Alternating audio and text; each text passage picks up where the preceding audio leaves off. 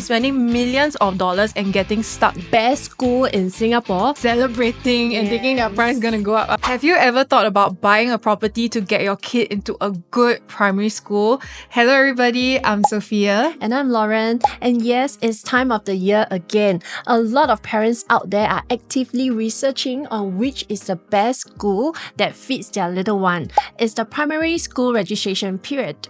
Yeah, and I think me and you, Lauren, we have had so many conversations about this behind the scene. You as somebody that has kids and has been through the whole process. Yes, tell me about it. Yeah, which after she told me, right, it sounds like a big headache, a lot of preparation. And then me as somebody who doesn't have kids yet, but definitely, even though I don't have kids, when I chose my house, this was really something that I thought about and took into consideration just in case for the future. And I feel that a lot of times people don't understand how the system works. It's good that we just let you know how the primary school application is like in Singapore. So actually there's a whole system and there are different phases for the P1 administration. And honestly, all these things prior to being in the property industry, I honestly had no clue about. Maybe just the basic things of being within 1 km of the home. But actually, for example, phase 1 usually is for kids that get in first priority because their siblings are already studying there. Correct. And then phase 1 is where the siblings are currently in the school. Whereas there is also phase 2A, whereby your parents or your siblings were alumni of the school, followed by phase 2B, where it covers parents volunteer. You know, you heard a lot of parents volunteering. Yeah, it's what we call the PV group. And then grassroots leaders, as well as endorsed by clans, churches, etc. And for phase 2C, it's actually split into 2 phases, phase 2C and phase 2CS. And for phase 2C, this is the most competitive phases because it opens up to all citizens. And of course, this is also the phase where the proximity matters the most. I mean, just from the phases you went through, I'm sure we all have that friend that has been volunteering so many hours, like some of my friends, to try and get into the school. Yeah, but in our line, the people we see the most when they're buying homes, this is definitely a big factor that a lot of families are considering. Proximity, what's in the area, what primary schools there are. And though MOE says every school is a good school, but let's be real, in Singapore, there are definitely some schools that are more popular or branded than others that more of us might know about. Yes, right. Even though there's no best school in Singapore, official school, there's no more official ranking anymore. MOE has removed it for the purpose of the good, but the demand is always driven by, for example, strong alumni network, academic, non-academic like CCA track record, you know, all the competitions, SYF, sports, arts related, affiliation, and surprisingly, the community and parents' perception. So I realized that some schools with very, very strong parents community, right, that are also those schools that are relatively more popular in general. Do you think so? Honestly, because at least I understand from my friends, when they say very involved in the school, it's because they also kind of want, aside from wanting to know how it's like inside for their kid, they find it important to keep this tie with the school for maybe the younger sibling or whatever in the future. And how you know a school is really popular or has very, very high demand, right, is when in phase 2A and 2B, or rather the first few phases, you already see the need to ballot. Now, not every school is going to be the same. So as we can see in some schools like St. Nick's, so there's no ranking, but from all these schools whereby even in your phase 2A, where your parents or siblings are alumni, we already see that distance matter. If not, that's where the balloting comes in. Your chances of getting into the school based on your balloting kick in right from phase 2A, whereas most other schools, maybe they start from the phase 2C.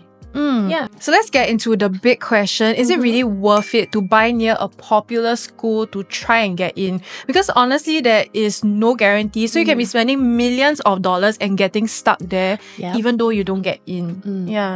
So here's what you need to consider: your actual chances of getting in. Do you know that there's actually a way to check The MOE site, right? Yes. So this site, right, is what I highly recommend and encourage all parents to check even before committing into a property that's near the school, thinking that just buying near school guarantees you the spot in. Okay, so this website, right, you are able to check that for phase 2A, you don't have to be within 1 km. That means meaning to say if you are an alumni, you don't have to be within 1 km to be able to guarantee a spot for your kid into the school.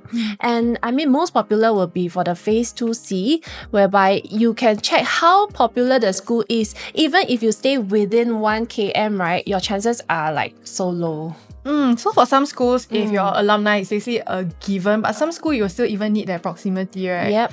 Yeah, I actually met this owner a while back. They bought their home just to have the 1 km proximity to the school, even though they're alumni already, but they really had no idea how the system works. It was their first kids. So basically they uprooted their whole life to move closer to the school, even though there was no need for them to move at all. That's why you have to check. Correct. And I think not everybody will know this. If you're a mom and your kids going primary school, you research a lot, maybe you'll know, but in general, even for me and my friends, I actually find that not a lot of people know about this. Correct. Yeah. So this is also why we find that there's a need for us to educate people and to just share with you guys. Okay, just to take some example, for Nanchao Primary School, you know, there's this popular school in Sengkang, right? So do you know that your chances, if in phase 2C, you move all the way there, you uproot your whole family there to live within 1 km, the chances of you getting your child in is about 35%. Okay. Yeah, so would you take that chance? That's quite a low percentage in my opinion. But if I really love the school and I'm a risk taker, then maybe I'll do it. Right. Okay. So, but on the other hand, if you were to move into within 1 km into this other school, and your chances is as high as like 85%. Wouldn't it make more sense for you to weigh your option and make that decision based on these statistics? I mean, definitely between the two, if you're telling me that I kind of like both schools, but one is 85% based on the probability, then for sure, if I'm already going to move, I would definitely choose to move closer to the one with a higher chance. Exactly. Yeah. So the statistics that I've just shared with you earlier, one is for Nanchao Primary, the other one is St. Nick's, CHIJ St. Nick's. Oh, okay. Yeah, so let's say if I have a daughter and I'm thinking of moving in within 1 km to these two schools, knowing the statistics that one only gives me about 35%, the other one is like 85%, I probably will be steering towards moving near CHIJ St. Nick's. So it's really about understanding the probability. Speaking about popular schools, that one example we found about RGPS was actually very shocking to me. Yeah, so Raffles Girls Primary School, I would think that most of the time at the top of your mind you have thought that it is a school that is so hard to get in, right? Yeah, I would think it's a very highly applied for school and popular and very difficult. But after that example about your friend that lives in Woodlands, I was very surprised. Yeah. So I have a friend, my daughter's friend's mom, who lives in Woodland, and she actually applied for her daughter using the Woodlands address to get into RGPS, and she got in. So we're talking about Bukit Timah to Woodlands. That's not necessarily a 1-2 km proximity. Exactly. Yeah. And so if you were to look and if you were to do your research and look at the statistics, for RGPS, within 1 km, no balloting required. Meaning to say, if you stay within 1 km, it's automatically 100% you get in. Within 2 km, same thing. There's no balloting required. Straight away go through. Yes, based on the past few years balloting results. And if you stay out of 2 km, meaning to say any parts of Singapore outside 2 km of RGPS, the percentage is 45%. Well, I don't think it's a high percentage, but for someone living in Woodlands, she took the chance and she got in. Yeah, that's close to 50%. But I think for a lot of people, if they don't know where to check or where to look, they're just going to be going by their impression of the school. So having these resources, knowing where to look on the MOE site really makes a very big difference. And I think in recent years, it's definitely a lot easier for parents to check on the probability and estimate based on all this data. Because from what I understand, so previously, a few years ago, it was still under the system where if the first few phases, most of the slots got taken up already, it's just a flow flow over, whatever is left will be the last 2 phases. Correct. But in recent years, they actually made it mandatory even for the later phases like 2B, 2C to at least reserve a certain number of vacancies, right? Yes, so starting from 2022, they actually make it a mandatory reserved vacancies for phase 2B and phase 2C to have 20 and 40 each.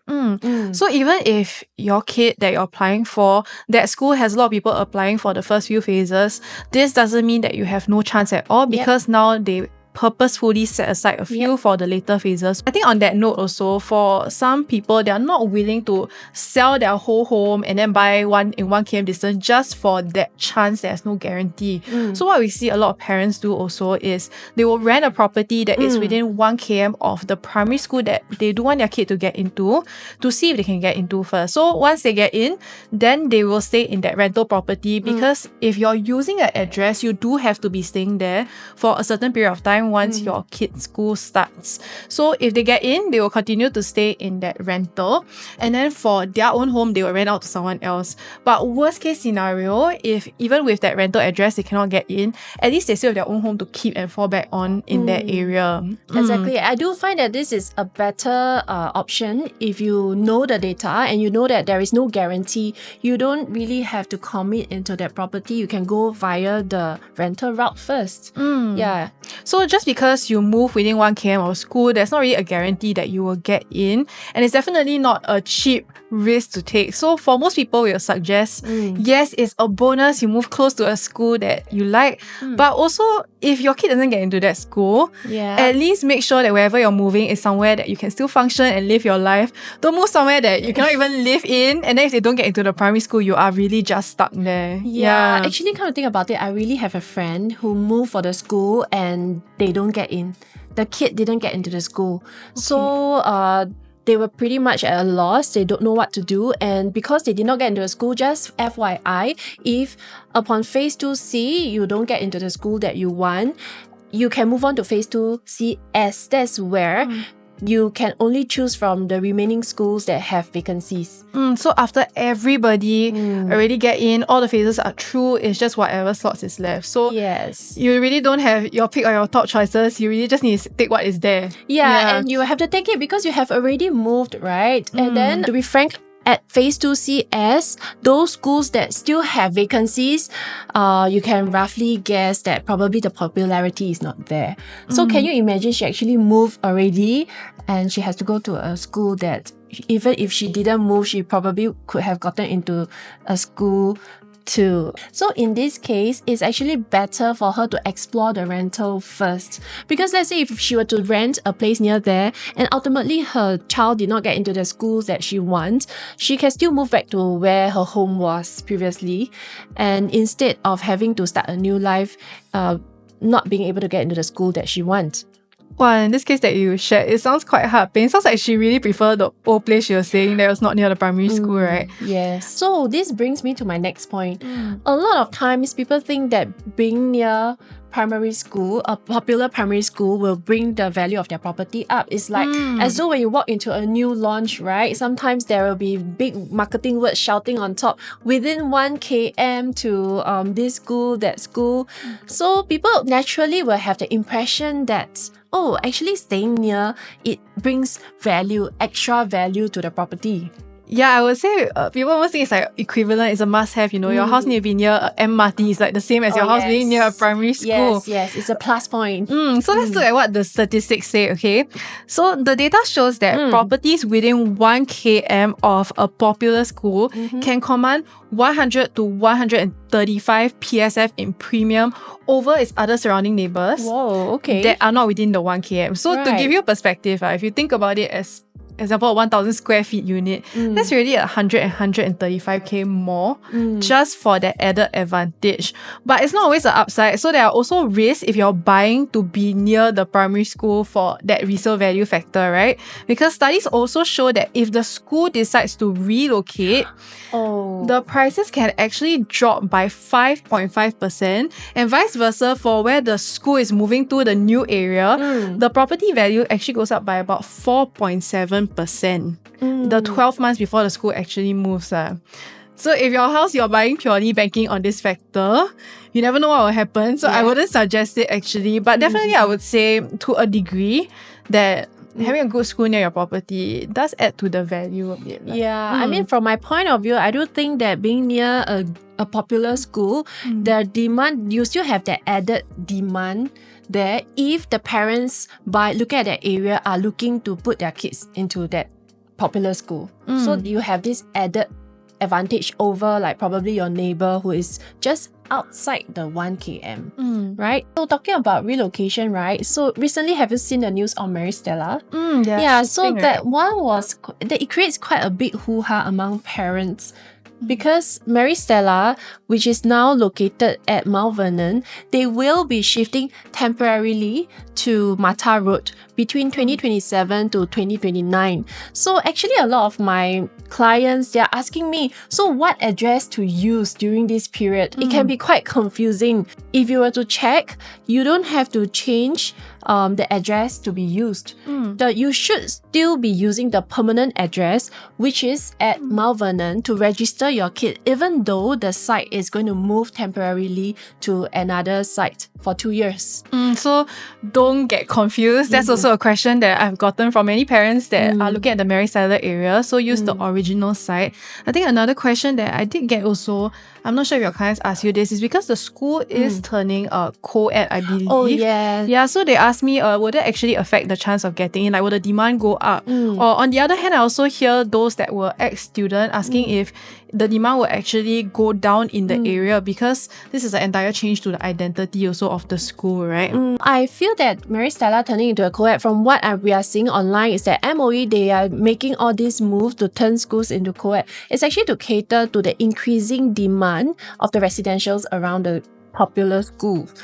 Turning into a co-ed, do you think that it will actually affect the property around the school? Because like ultimately it has a very strong heritage and history of being a boys' school, Mary's boys. So what do you think that it will actually, what is your take on the property around this school after turning co-ed? Okay, so I think this is something we see happening with quite a few schools where previously they are single sex, but now they are turning co-ed, like even with ACS. So does it actually hurt or help the demand? Okay, so I think, of course, now that it is co-ed, it means more people can apply, right? Like what we mentioned earlier. So for people that you're right next to the Bidadari area, actually, for Mary Stella, so that means that not just those with sons, but even those with daughter can apply also. But then will the identity and the popularity of the school stay the same? Because it's primarily known for being a single-sex school. So I was from a girls' school. So for me, if I wanted to send my daughter to the school that I came from, right, and then suddenly I hear that it's becoming a boys' school, it will make me feel a bit sad, honestly. I don't feel that it would make the school any less than what it is in terms of education, but you have that perception of like the heritage or that culture. Like, I really enjoyed being in a girls' school, and I feel like, of course, once it turns into a co-ed, it's going to have a whole new culture of its own. But ultimately, saying real, all things aside, in terms of personal preference or whatever, I think all parents, whether it's co-ed or single sex, the biggest factor for them is still going to be the quality of the education. Exactly. So, yeah. So interestingly, hearing from your point of view from a single-sex school, this is how you probably would have felt as an alumni. But for me as a parent, if I were to consider, because I myself, I have daughters and I have sons. So let's say if Mary's is going to turn co-ed, right? From my point of view, I would still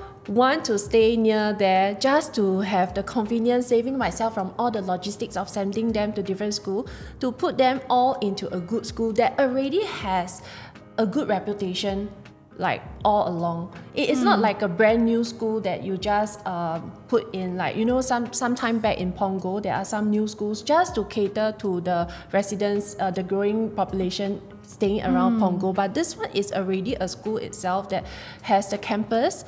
It has a good track record of its CCA and all that. So to me, I would still want to put my children there. So I think my perception is quite similar to yours. Ultimately, it really comes down to how well the school is known for their education system. It's not the co-ed single factor is not such a big factor, I feel. Like, if the school is a good school, whether it's co-ed or remain single sex, I think I would still want to send my kid there for me, personally.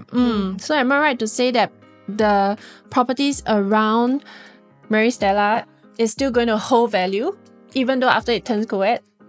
Well, I think the area itself, even without the school, already has a lot of perks. So that's true. it's just an added factor for it, Like Bidadari, we are already seeing the kind of pricing there. Yeah, definitely. But also with that, because now on your point of Bidadari, you have so many houses that have just come out together in the recent years. I do think actually, again, with that added co-ed factor in the future, it'll be even harder for people to get in. Just my personal thing. Okay, so moving on to our last discussion point, I'm sure you have clients who bought new launches just to be within 1 km to popular schools. Okay, so I myself, I also have clients who bought new launches wanting to use the address to get into the popular school. I think for the new launch part, the thing that really confuses a lot of people that have not done it before is, and I asked myself this question when I first came in the industry, the building is not even up yet. The house is still under construction. It's an empty plot there. Can I actually use that address for my kid to get into the primary school?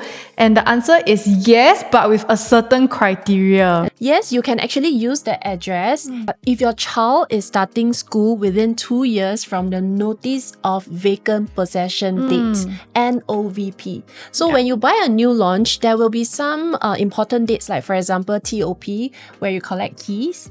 Then maybe within 1 year, there will be a certification of statutory completion, CSC, and there is also on the legal documents this NOVP date. So this NOVP date, right, it is usually much later than your key collection date.